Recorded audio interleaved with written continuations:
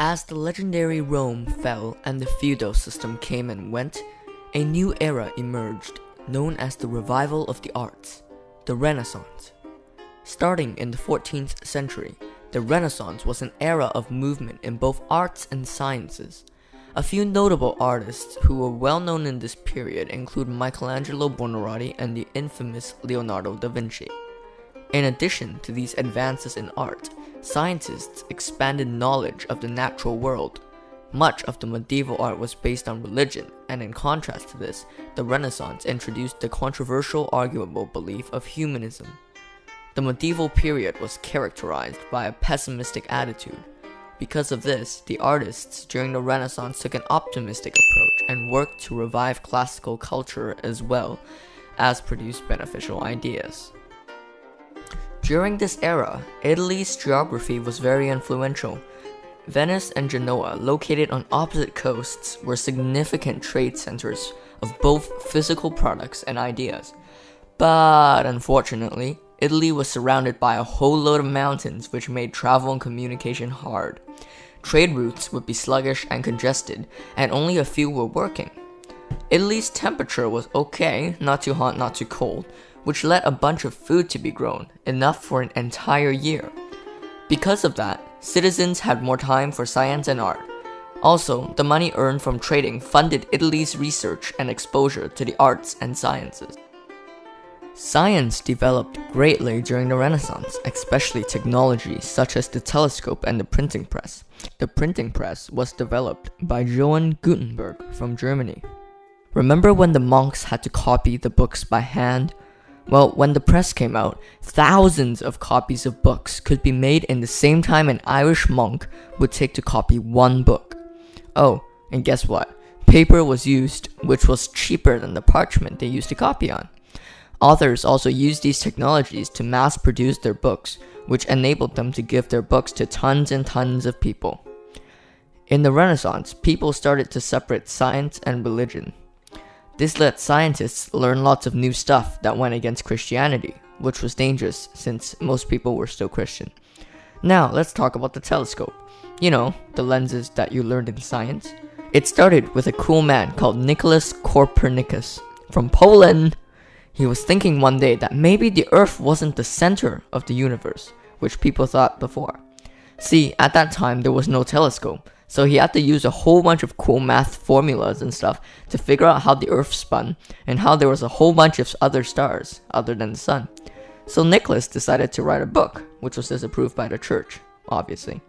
A while later, the famous Galileo Galilei, an Italian physicist and astronomer, came along and built on Nicholas's knowledge.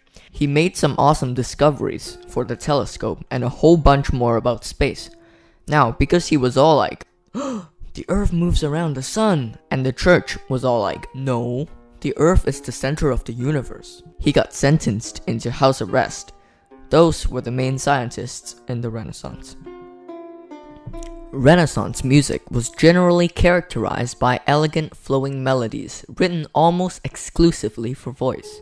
The vocal music was so pure and beautiful, the 16th century had become lovingly known as the golden age of a cappella style. Although a large portion of Renaissance music was written solely for vocalists, secular music involved the use of emerging instruments more often. With this gradual movement towards solo instruments, harmony began to develop into something more structurally sound than its previous medieval form. Instead of putting heavy emphasis on fifths and octaves, the Renaissance composers favored thirds and sixths in their chords, which proved to provide a more complete sound, which was more appealing to the ear. In addition, an expressive device known as word painting proved to be highly effective upon its Renaissance debut. This successful device allowed the music to reflect upon the meaning of the words, resulting in a significant influence of the listener's emotions. For example, the word death may have corresponded with an unnerving dissonance. The motet, a sacred work that commonly consisted of a single Latin text, was introduced during the Renaissance. It was primarily written to be used in the Mass, as well as other religious services. Motets were usually composed for at least 3 voices and were occasionally based upon a chant or a cantus firmus mass. These works were extremely religious, and subsequently, they most often praised the Virgin Mary. One such composer, noted for his mastery of the motet, was Josquin des Prez, a French native who moved to Italy. Of his hundreds of expressive and rich motets, Ave Maria Virgo Serena is the most reputable. Italian for Hail Mary, Gentle Virgin, this flawless motet is characterized by seamless combinations of both textures and voices. Art was revolutionary during the Renaissance. Many artists favored the nude style of painting or sculpting, and thus, most of the art in the Renaissance was based on nudity. A famous sculpture from the Renaissance is shown here. David, created by Michelangelo between 1501 and 1504. Notice that it's a white guy. Mainly all the paintings and sculptures of the nude people were using white guys. Racists. Alright, you just saw how the Renaissance artists portrayed men, so here's a picture to show how they portrayed women. So maybe that's what's so awesome about the art in the Renaissance to the people at that time. There's another significant thing about the art in the Renaissance. It was a building called the Sistine Chapel. No, not the 16 Scalpel, the Sistine Chapel. It was a structure with paintings covering the walls and ceilings of the building, a grand sight to see. Now, let's talk about artists. Michelangelo was a major artist in the Renaissance period. He was Italian and was apprenticed to a master when he was 13.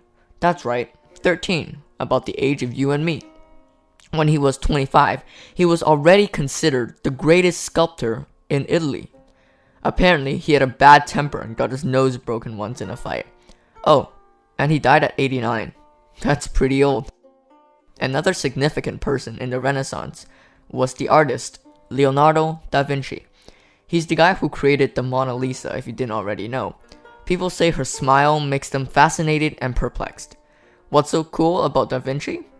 He wasn't only a painter and a sculptor, he was also an inventor, scientist, and engineer.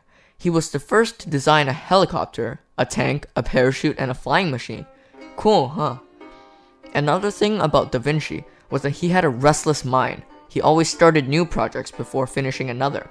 He planned on writing a textbook about human anatomy, but he never finished, although tons of notes about anatomy of humans and inventions were found in his notebook. I think he's a pretty cool guy considering he wrote all of his notes backwards so you could only read it with a mirror. And that concludes the section about art in the Renaissance. Politics during the Renaissance was relatively simple. Italy was formed by city-states, which were independent and self-sufficient. Some of the city-states included Venice, Milan, Florence, Genoa, Lucca, Pisa, and Cremona. The city-states in Italy was considerably different from the feudal system that was used in Northern Europe and had a huge role in the Italian Renaissance. These city-states prospered through trade goods and commerce and developed the basis of early capitalism. Renaissance was founded based on these circumstances where the artistic and intellectual ideology thrived and flourished. These city-states often fought with each other, struggling for power.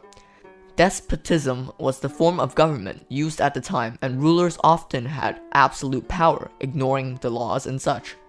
Florence was the cradle of Renaissance at the time and was ruled by the Medici family starting from 1434. Italy declined later on due to the lack of trade with Asia when the Ottomans took over the Byzantine Empire. Furthermore, King Charles VIII of France invaded Italy and pushed back the frontier several times until Rome was finally sacked by the French army led by Emperor Charles V. By then, Renaissance, the cultural rebirth, had spread throughout Europe and will change the rest of modern history. The belief of humanism emerged during the Renaissance. Humanists were more concerned with goals of being human rather than spiritual matters. They believed in using reason to discover and understand things instead of relying on things like the Bible and other religious books. Humanists thought that every person was able to choose their own destiny. One of the first humanists was Francesco Petrarch, who admired the culture of ancient Rome compared to the culture of the Middle Ages. He devoted lots of time to collecting ancient manuscripts, and through these efforts, he saved many classical works.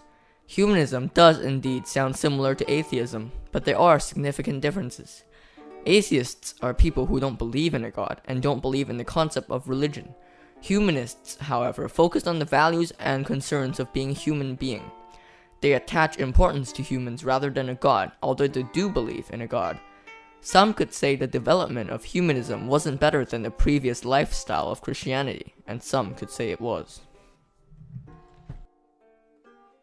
So, after hearing all of that, you must be overloaded right now. So let's recap. Renaissance was the cultural rebirth that spread through Europe from the 14th century. Everyone traded ideas, and Italy's routes and temperature made that easy. Art in the Renaissance was based mostly on nudity, and the significant artists were Leonardo da Vinci and Michelangelo, who created the Mona Lisa and David, respectively. The Sistine Chapel was a huge building full of amazing art in the Renaissance. Renaissance music was beautiful and flowing, and was known as the Golden Age of music.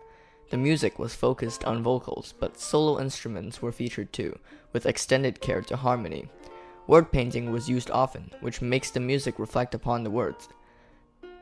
Science developed greatly during the Renaissance, with the German Johann Gutenberg inventing the printing press, and the Polish Nicholas Copernicus and the Italian Galileo Galilei inventing the telescope.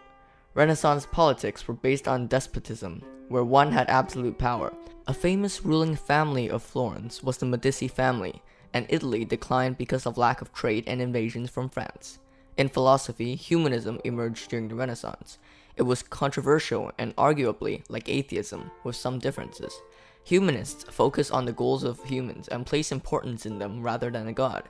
By the time Italy lost control of Rome to the French army, the Renaissance had spread so far around Europe that it will change the rest of modern history forever.